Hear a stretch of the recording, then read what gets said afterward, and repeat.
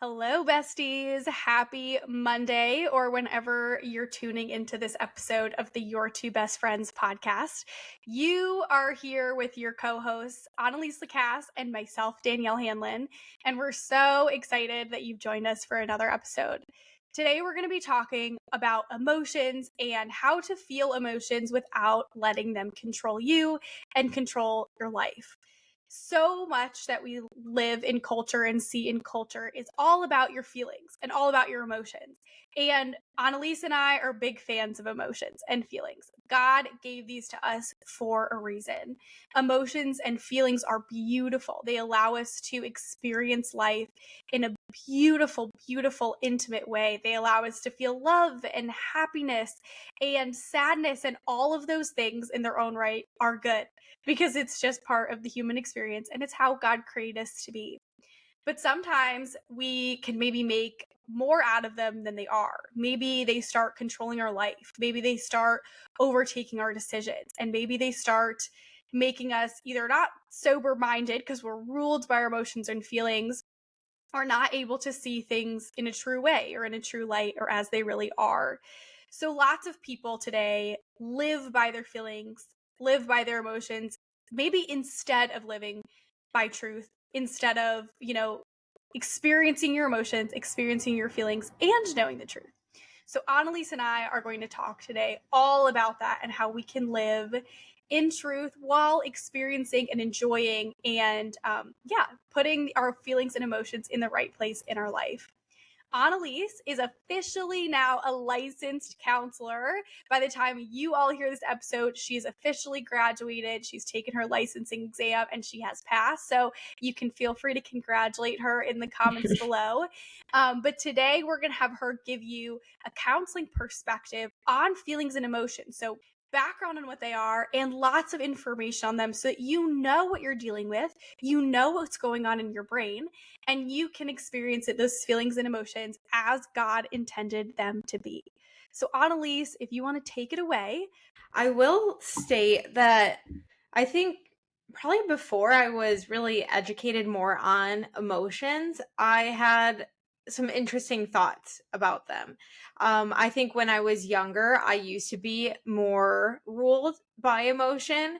And as I was maturing and maybe learning a little bit more about them, I realized that wasn't good. And so I had this idea, well, I just should not feel the bad, what I deemed as bad emotions, and I'm just gonna feel the good ones, the light and happy ones, and kind of pretend like the other ones aren't there.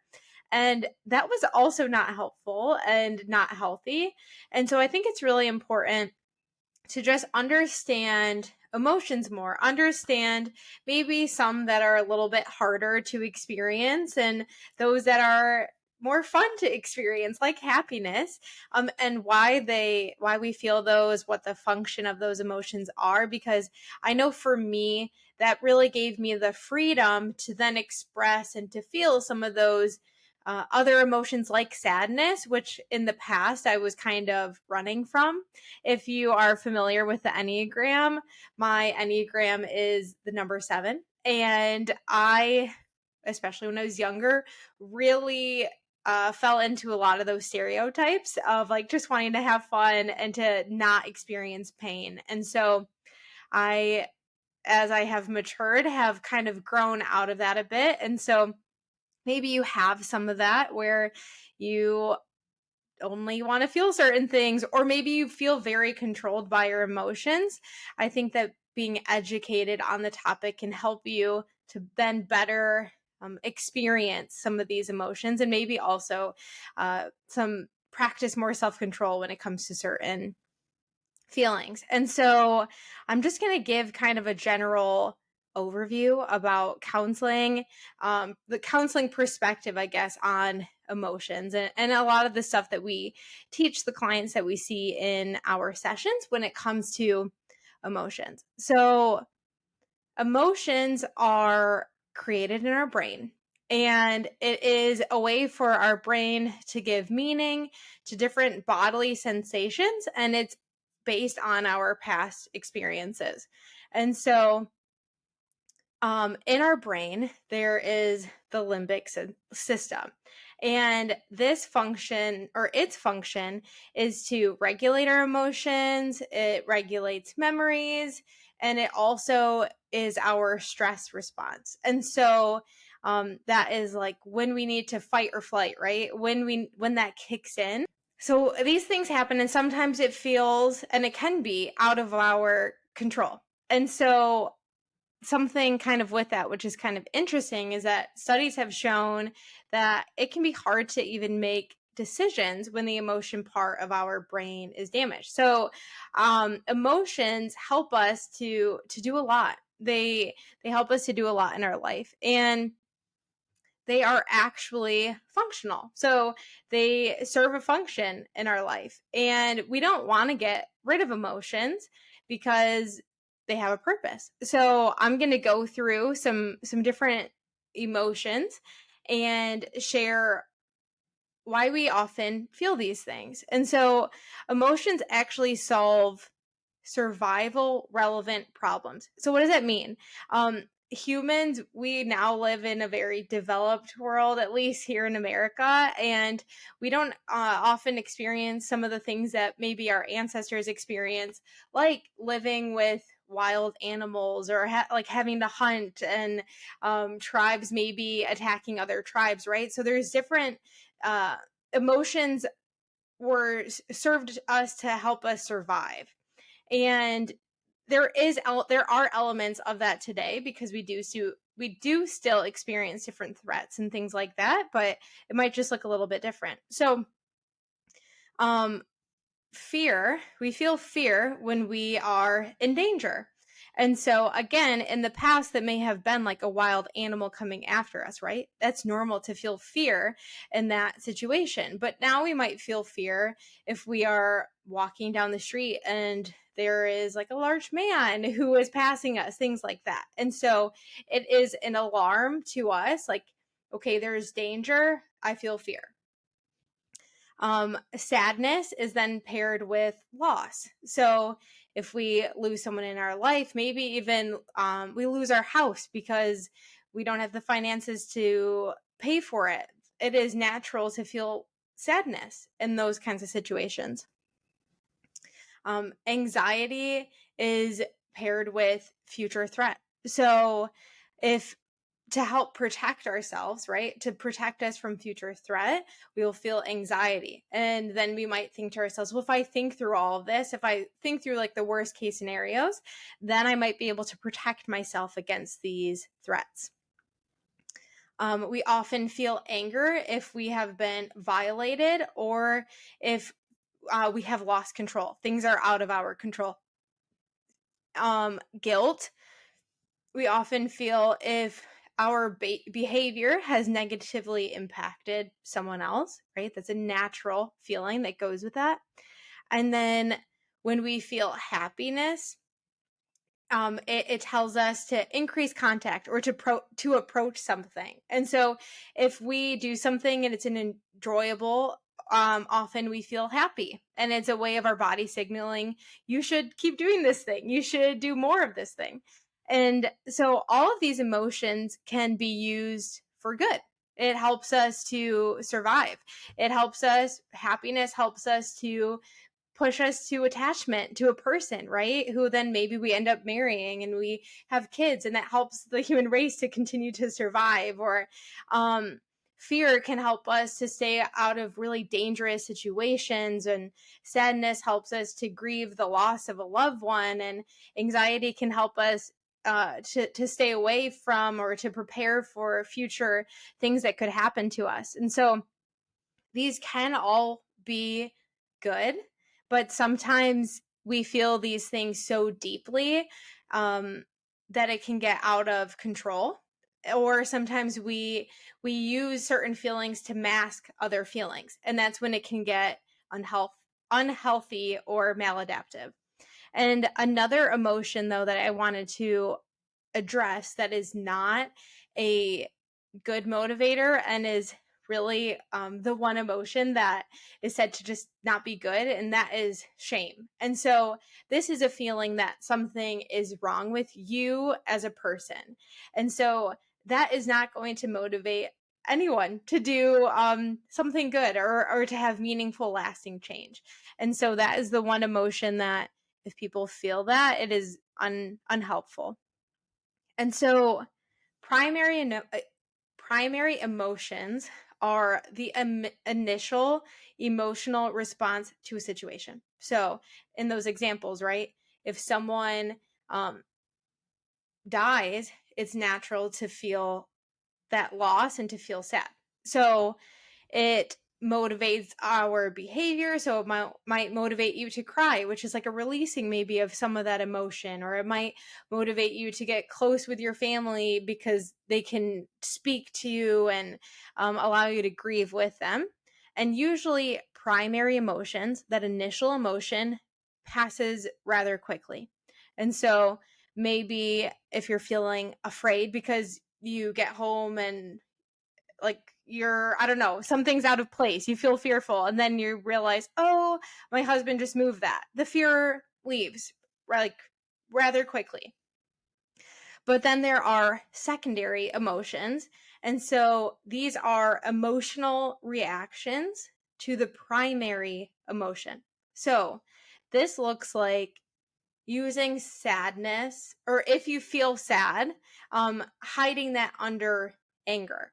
Okay. So an example of this is when I was in college, someone broke up with me and I felt very sad. And instead of allowing myself to grieve that loss and to feel that sadness, I hid it with anger. And so it was like, well, like what, like just feeling really angry at this person and thinking poorly of them. And while the sadness, if I had allowed myself to feel sad and to process that emotion, it would have passed quickly. Instead, this anger stayed within me longer. And so it can increase distress and emotional suffering when we have these secondary emotions. And so it's really important to think through when we are feeling something, like, does this emotion make sense, right? I lost someone, I lost this relationship. So shouldn't that feeling be sadness that I feel instead of this anger? And then once you can identify what the true feeling is, it is easier to work through that emotion. So you might be thinking, like, what are some other reasons that we feel some of this like emotional distress? And um, there are certain theories, specifically this cognitive theory, that talks about how dysfunctional thinking is what leads to emotional distress. And so their mindset, cognitive theories mindset, is that we have certain thoughts and beliefs. And because of that internal belief, it shapes the way that we feel about certain situations. And so it can be helpful if we're feeling something to kind of go back and look at the belief behind it. So you might be listening to this and wondering, well, why do we maybe have some like emotional distress? Where does that come from? And there's a theory, a cognitive theory that believes that dysfunctional thinking leads to emotional distress. So dysfunctional thinking can be a really negative view of the world, or a really negative view of yourself, or maybe a specific person. And so it's just unhelpful thinking patterns, right? And that unhelpful thought can then affect the way that we see the world, and can affect the way that we our beliefs, and also can affect our emotions. And so it's really important to kind of go back into our thought, and to think, go back through our thoughts, and to notice maybe some internal beliefs that we have about ourselves, or the way that the world operates, and see if that is affecting how we're feeling. For example, if your internal belief is that people are against you, then when someone wrongs you, it's going to feel like a personal attack on you. And that may make you feel angry to an extent where you can't control your anger, you can't control your behavior. And so it's important to kind of go back and to see, well, what is this thought that I have that is affecting how I am interacting with the world and how I feel? And that really makes me think of in the Bible, it talks about in your anger, do not sin. It knows that we're going to be angry, but it's just telling us when we are angry, don't sin. And so, practically speaking, how do you do that? How, when you are feeling angry or feeling some of these other emotions really deeply, how do you not sin? And so, it's really important to kind of prevent some of these feelings from getting to that really deep place where it feels uncontrollable to us, our actions. Because, as I said, our brain is just trying to help us survive. And so, if it feels like there is this really great threat, then our brain is kicking into fight or flight, and it's really operating now on like emotion part of us. Our thinking part of our brain is kind of, it's not really working. It's not working on to the full its fullest capacity. And so we're just behaving and we're just doing things. And so we want to actually slow ourselves down before it can get into that territory, so then we don't end up making maybe some rash decisions when we're feeling an emotion really intensely. So how do we do that, right? You might be thinking, that sounds really great, but how do I prevent myself from getting to that point where I'm feeling really angry or where I'm feeling really fearful? And so it is really important to start looking at what are your triggers. So, what are the things that make you feel those emotions to this deep extent where it feels like you can't control them? And so maybe it's certain people, or maybe it's certain memories, or certain places, or certain topics or different situations. You want to start thinking through what are these triggers in my life, and then assess, are these things that I can distance myself from? Are they things that I can completely avoid?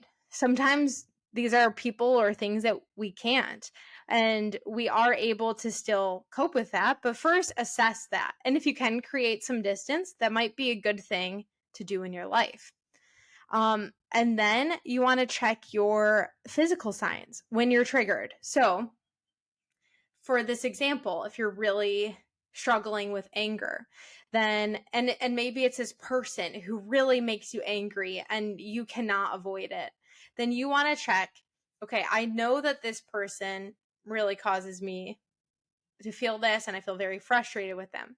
When you're in their presence and you start to get angry, notice what happens to you physically. So maybe you start getting really hot or feeling sweaty, or your heart is racing, or maybe you're clenching your jaw and you're clenching your fists. You want to start noticing these things, because these will be signs for you in the future of, okay, I'm getting triggered and I feel really blank right now. And you can tell it because your body is telling you you're angry. Like, I'm about to fight, right? You're anxious. I'm about to run. And so let these warning signs tell you, okay, this is what I'm feeling right now. And then when you're starting to feel those things, it's a sign to you, okay, I need some distance. Maybe you can't completely avoid a person, but they start really frustrating you. You can try and take a break. In certain places, like maybe it's in school, go to the bathroom, take a bathroom break. Or if it's in a conversation, maybe even with someone you love, like a spouse, just say, I need a break from this conversation and then we can come back to it.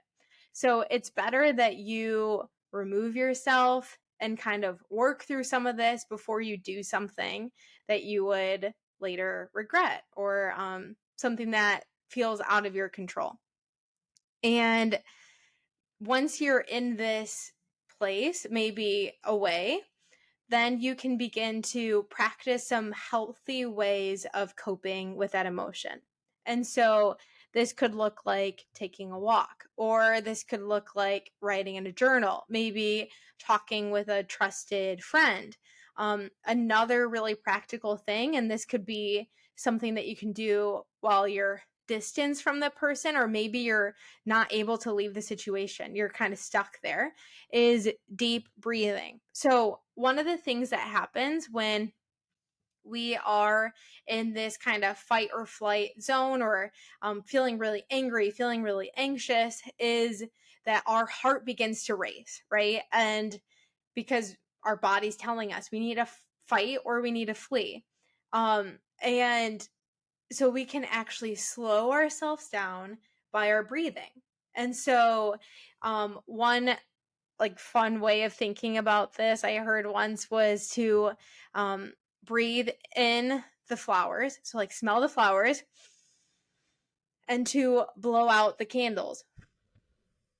And then you repeat this. You breathe in through your nose, breathe out through your mouth.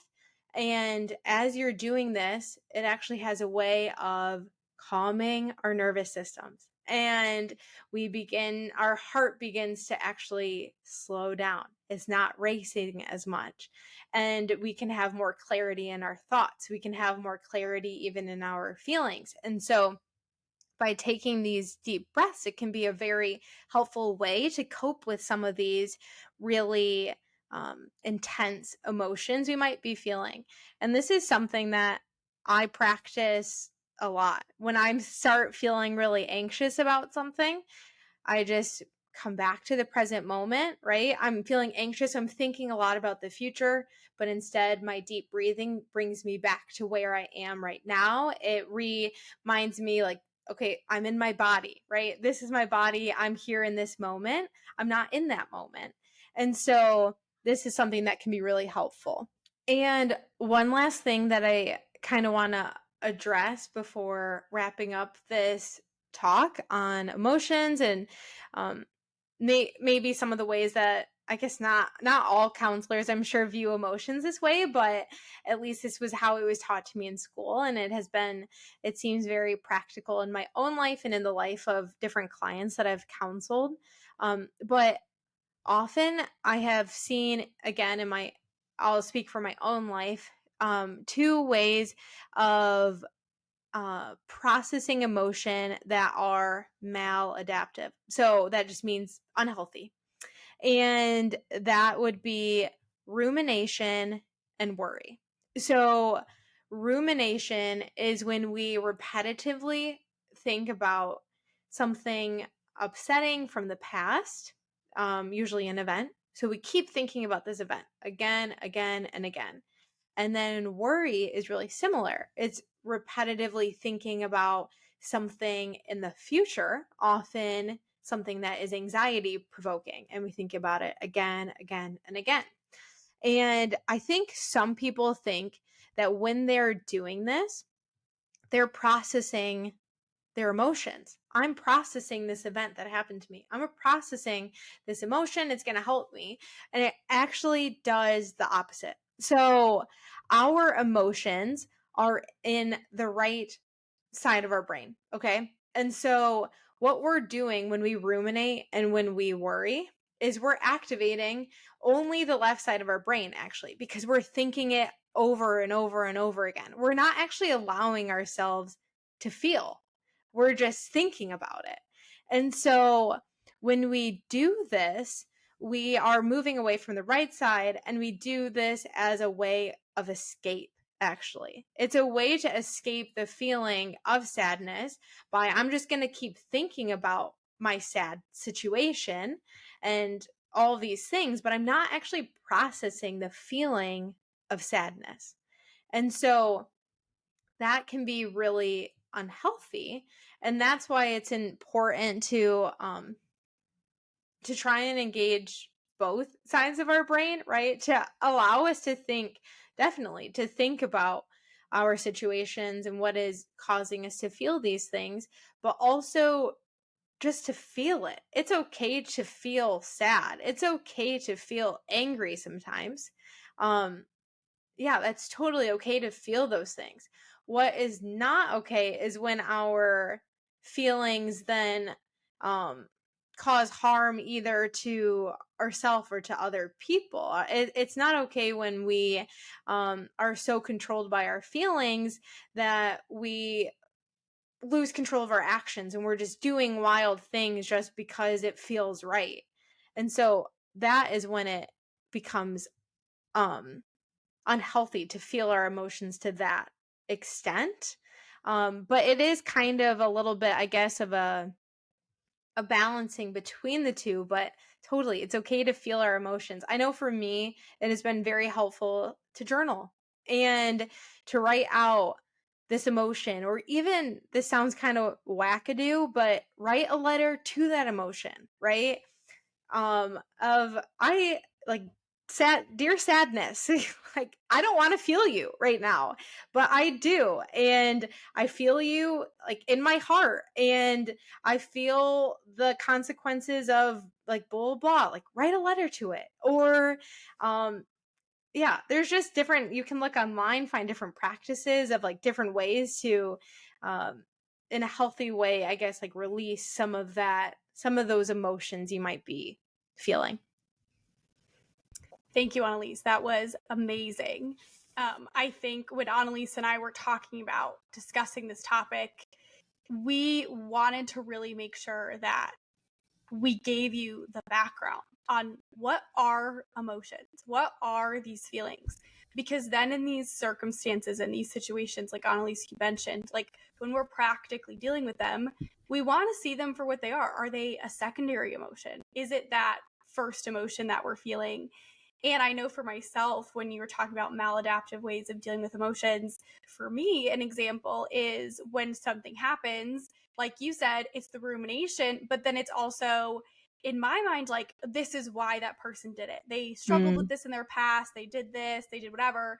And it's like, if I can intellectualize the whole circumstance, the whole scenario, why this person did that, make sense of it, then it's whatever. That's why they did that. So there was no other way they were going to act. And it was only recently that I realized that it was keeping these emotions at an arm's length. So I didn't have to feel sad, or I didn't have to feel betrayed, or I didn't have to feel all these other emotions that felt bad, or I couldn't change the circumstance. I was like, oh, I'll justify it in my mind with all these reasons this person would have done that to me, instead of being like, oh, this sucks and they probably won't apologize and I have to learn how to forgive. And for me, that's a whole other conversation, but it really did get in the way of my ability to try and forgive people, because it sounded like I was doing that in my mind, where I'm like, this is why they did all this. But in reality, it doesn't matter why people did all those things, because it did hurt. And that's an emotion I'm allowed to feel, sad and hurt. But then it also is like, even if I don't understand it, the Lord asks me to forgive. And maybe after forgiveness, boundaries, or you don't have to be in a relationship with someone, things like that. But you are called to forgive. We are. And so it was preventing even the fullness of that, because I was justifying it in my mind. I'm like, oh, well, maybe it didn't really hurt because they were going to do it anyway. That's just how they act. That's just who they are. And so there are really two sides of that spectrum of people, it seems, on emotions, and lots of people that fall in the middle. But like you said, Annalise, that one side where you just keep all these emotions at an arm's length, like you used to do, where it's like sadness, we've labeled emotions as bad, and those things I will do anything not to feel. Like you said, you'll get angry, and that protects you from feeling sad and having to cry about something or mourn. Or the other side of the spectrum, that we aren't even sober minded anymore. We're so angry. We're so sad. We're making choices and decisions for our life. We're treating people based on that, instead of being sober minded and being like, I understand why I'm feeling this. And so I thank you so much for all of that information, because I think it gives us more power and just more of a sober mind in these situations where it's like, I know it's happening to me. This is fine. The Lord created me like this. The Lord gave us those warning systems for a reason. And all these emotions are good when they're used correctly. So anxiety, of course, we all know, like out of, its correct sense of like, oh my gosh, I'm perceiving a threat, then perceiving a threat in every place that it's just malfunctioning. Those are just malfunctioning emotions. It's malfunctioning danger signals in your brain. And exactly what you said, because of things that happened in our past. And so when we're thinking about that, and when we're thinking about feeling emotions, it's so important to remember, exactly like Annalise said, we view situations and we view our worldview is made up of our past experiences. And so often you could be in experience with someone, or something could be happening to you, and you're viewing it through the lens of how you viewed your whole life. So Annalise used the example of, maybe you feel like people have mistreated you your whole life. And then maybe there have been definitely multiple instances of that, but then you're viewing the rest of your life through the same lens. And so those same triggers are triggering you, that same feelings coming up. Maybe you're immediately rejecting people because they made a mistake in relationships, versus being able to give grace because you're triggered by the way that your past has affected you. And so when we're viewing these emotions, and when we're living with these emotions and feelings, a lot of people today, outside of maybe Christianity, and I think it's even bled into it, is like, we will live our life based on how we feel. But feelings aren't always the truth. Like you said, they're secondary emotions, and those are natural things, but you aren't always angry because someone breaks up with you. Maybe you're just really, really sad, but in that moment, you're convinced you're really, really angry. And it's not the root of what's actually happening in your life. And you might do things out of that anger that are one, a sin, but also not actually how you're viewing the situation. Maybe they weren't a bad person, in a breakup, maybe yours or others, but you guys weren't right for each other and someone broke up, but you're now angry, and you're viewing every little thing that they could have done to you under a microscope or a different lens, and how dare they, and all these things, when maybe that was the case, but maybe you're just also trying to protect your heart and protect yourself. And so we don't want to allow those emotions and those feelings to get in the way of how we actually see the world, because there is truth in the Bible, and a lot of times truth contradicts with the emotions that we're feeling, because God gave us these feelings and emotions as beautiful indicators, and they're a beautiful way to experience life. The happiest you've ever been, being in love, all these things, even feeling sadness, and just being able to process that emotion and feel things for people. You're sad because there's a loss. You're sad because you lost someone you loved so much. It's kind of the opposite side of the coin, but we don't want to be ruled by those emotions to the point where they contradict the truth. Maybe how we feel about certain things in the Bible, then contradicting, well, do I believe that? Because I don't feel like that's true. I don't feel like I believe that. I don't, in my anger, I feel justified in doing this, but that's not biblical. In my sadness, I feel like I am allowed to do this, or this is fine now, but that's not the truth. And so, I definitely see so many things of what you said, Annalise, in my own personal life, and learned so much. And so we hope that this is equipping and empowering you guys in these circumstances where there's lots of times you're going to feel a lot of things and it's not true. A lot of things, maybe this is right. I feel like this is right.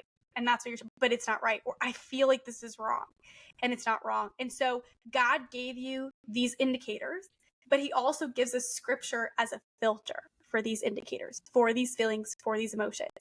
The emotions and the feelings are not bad, but like Annalise taught us, they are shaped by so much of our life. They are, we could be triggered by things like anxiety that there's no reason to feel that danger.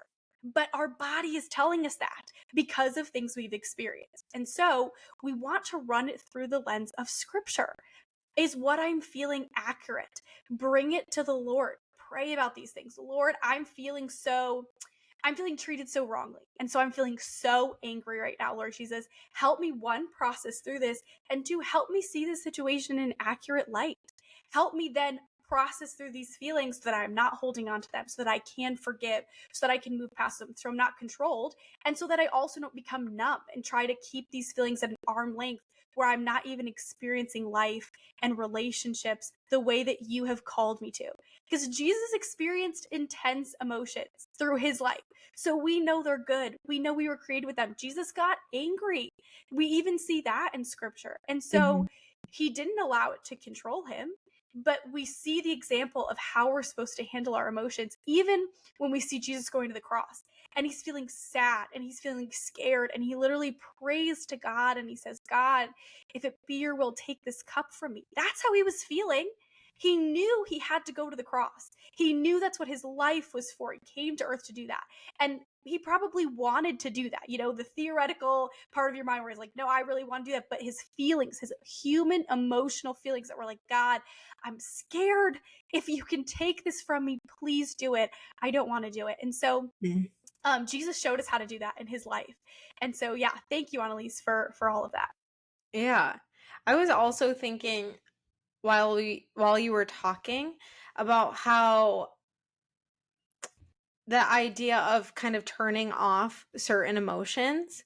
And I think it's also important to note that I don't know if it's possible to just turn off certain emotions, because then usually we begin to just feel numb. And so I think that is also something important to talk about, that numbness that can settle in maybe if we have experienced something really hard. That I feel like usually that's when it happens, when we experience something really difficult, something that we don't have words for, something that the emotion feels so deep that we don't want to feel it.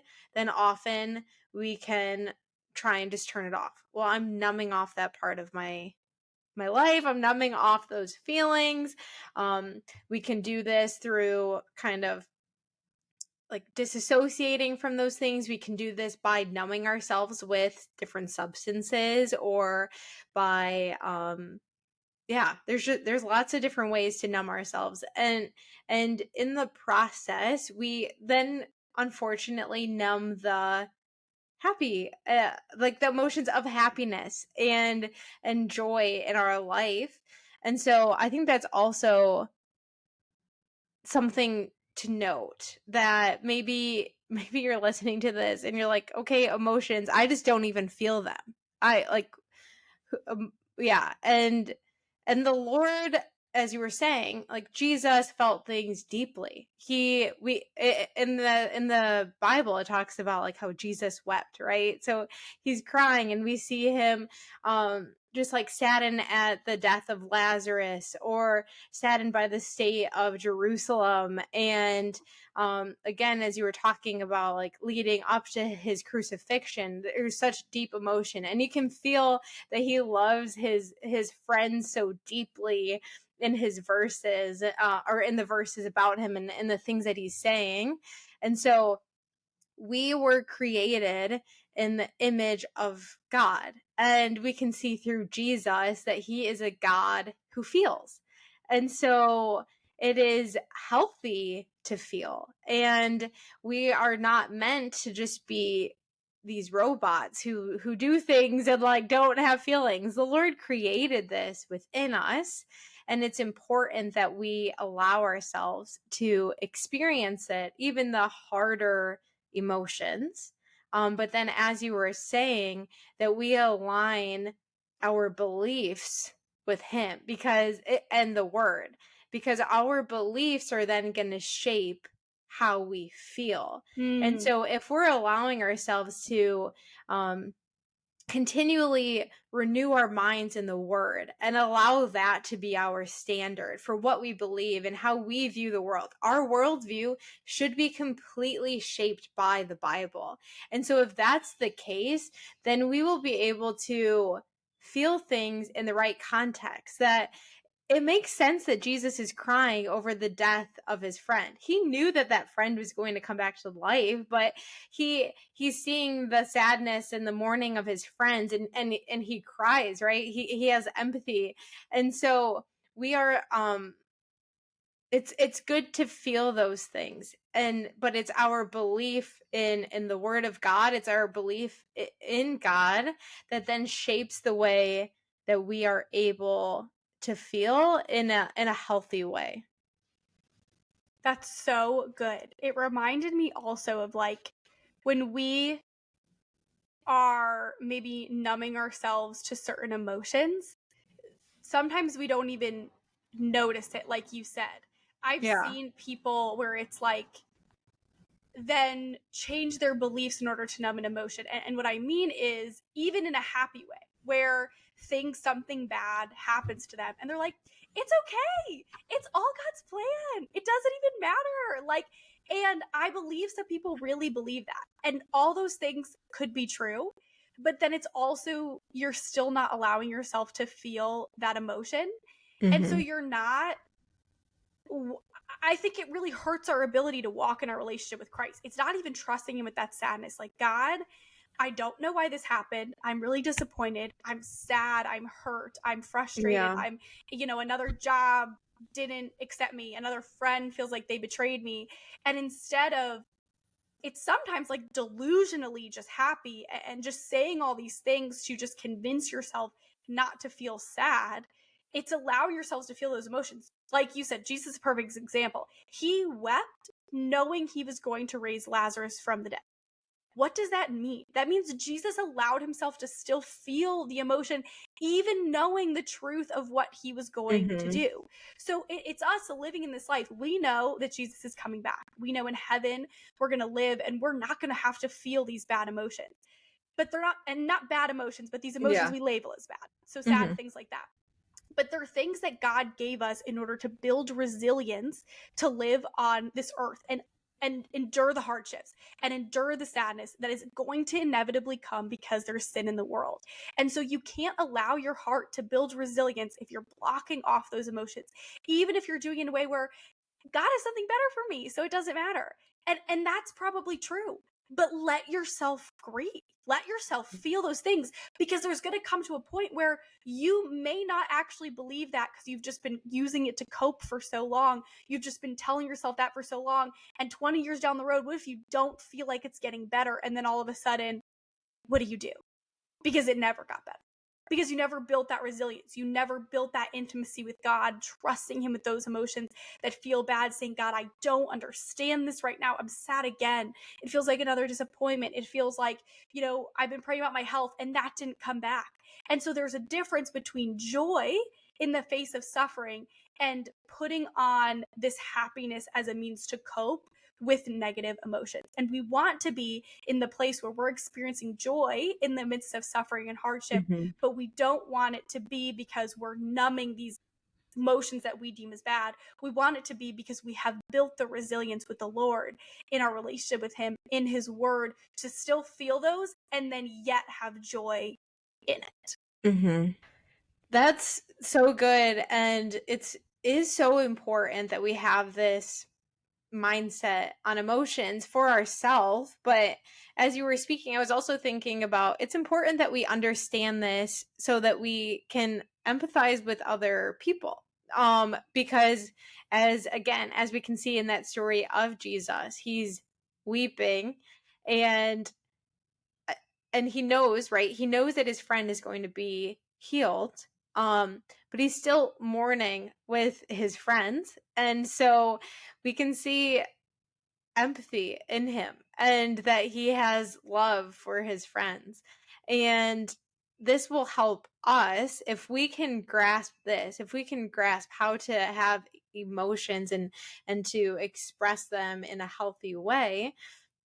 This will help us when our friends maybe are feeling sadness or they're feeling these different things, to be able to come alongside them and not to tell them like, oh, cheer up, feel better, Jesus is going to come back, right?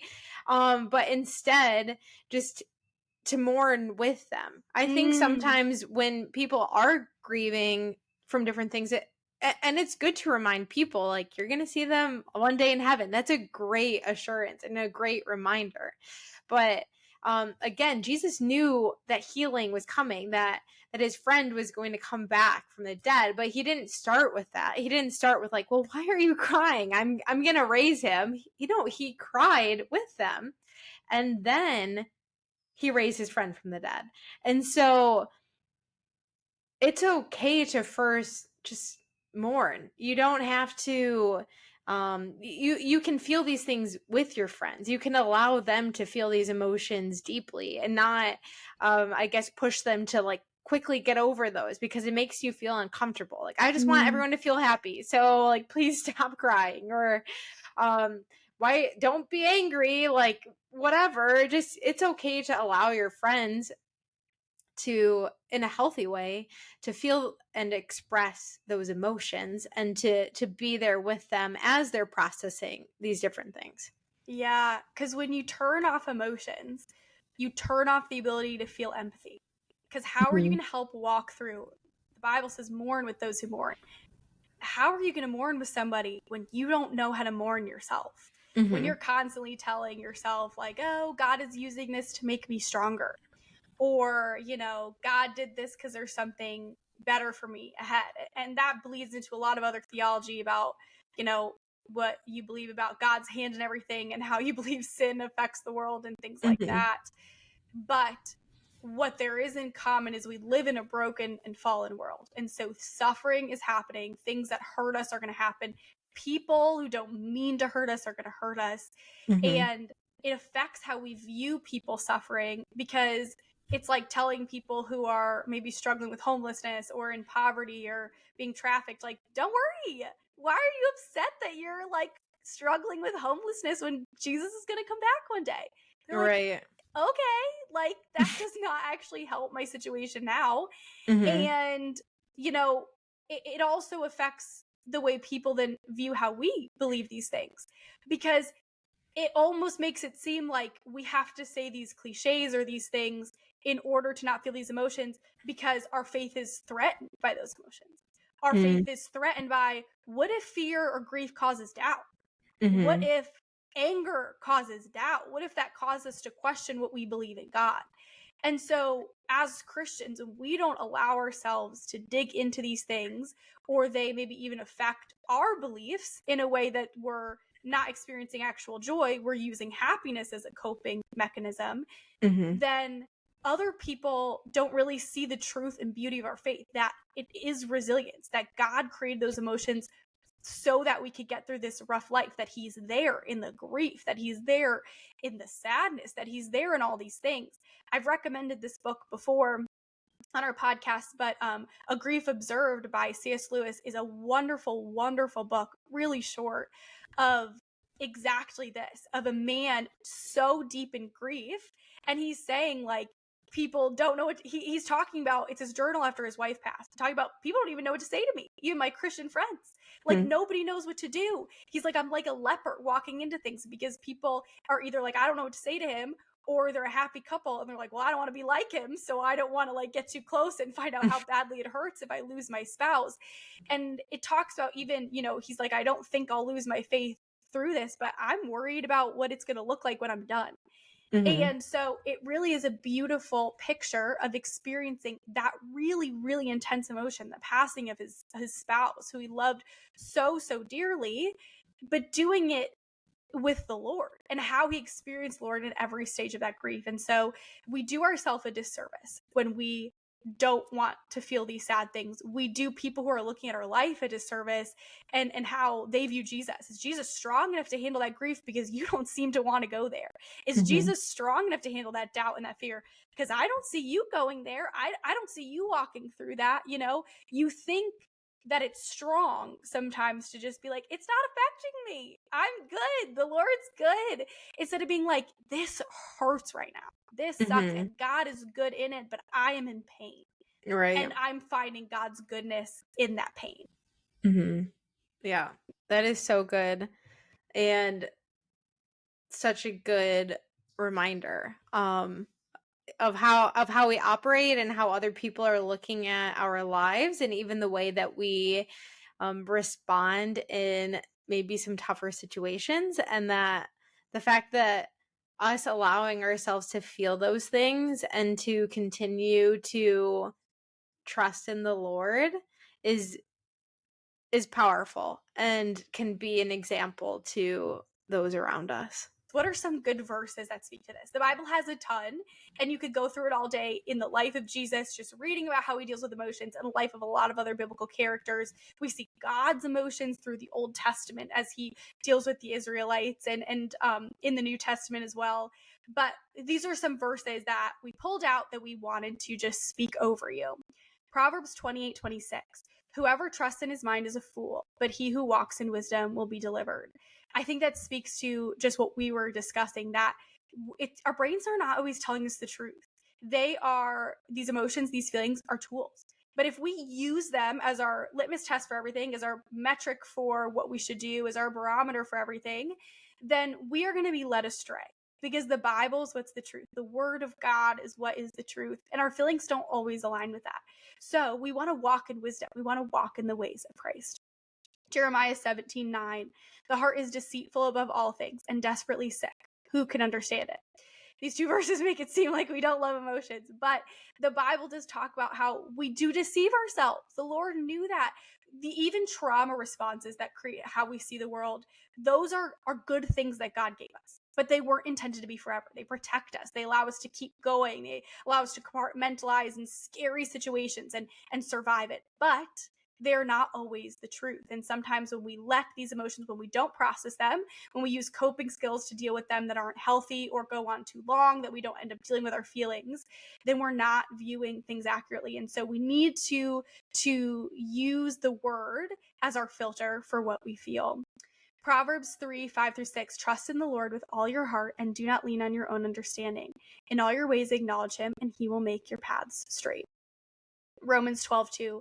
Do not be conformed to this world, but be transformed by the renewal of your mind, that by testing you may discern what is the will of God, what is good and acceptable and perfect. And then Galatians 5:22-23, talking about the fruits of the Spirit. But the fruit of the Spirit is love, joy, peace, patience, kindness, goodness, faithfulness, gentleness, and self-control. Against such things there is no law. The fruit of the Spirit aren't feelings. Feelings are tools that God gives us, but the fruit of the Spirit are things that come out of who we are. The fruit of the Spirit are an overflow of our heart posture, of what the Lord is doing in us, of what the Spirit changes in us and who we become. We become good and gentle. We have self-control. We have faith. Those are all good fruits of the Spirit. They're not emotions. Sometimes they contradict our emotions. Sometimes we don't want to be gentle. Sometimes we don't want to have self-control in our anger. Fruits of the Spirit are not happiness. Fruits of the Spirit are instead joy. Joy is so different from happiness. Happiness is based on our circumstances, and joy is what comes from the Lord. And so feelings are great indicators. They're good. God gave us for a reason. We want to submit them to the Lord, and we want to produce the fruits of the Spirit that aren't produced by just the emotions that we feel. They're produced by an intimate relationship with the Lord and the Holy Spirit's work in our life. Thank you so much for tuning in to another episode of the Your Two Best Friends podcast. We're so excited to have you here. This summer, Annalise was sharing something with me, an experience she had with the Lord, and was talking about, and she said something that was so powerful that the Lord told her that when she numbs herself to bad emotions, she numbs herself to him. And that was shocking to me. Annalise was sharing that experience with me, and I was like, what? What do you mean? And it totally changed the way I view these things. Because like Annalise shared, you can't just pick and choose. You can't just choose the emotions you won't feel. You're either shutting yourself off to everything or you're open to everything. And the Lord wants to be with you in that. He's not scared of grief. He was in it. He's not scared of sadness. He felt it. He's not scared of fear itself because he is more powerful than that. And so I hope that is something that allows you to just grow closer to him instead of driving you further away. Put your feelings in the spot where they belong, your emotions in the spot where they belong, as something that the Lord gave you. So thank you so much for tuning in. Thank you, Annalise. We are so thankful that she's now a licensed counselor, and you guys are going to reap the benefit of that throughout the rest of this podcast. And you already have through lots of our episodes, but we're so excited she's official, and I'm so proud of her. Just love her, and I'm so thankful that she's here to just bestow her wisdom on us. So we will see you all next week on the podcast, and we hope you have a great week. Bye, everyone.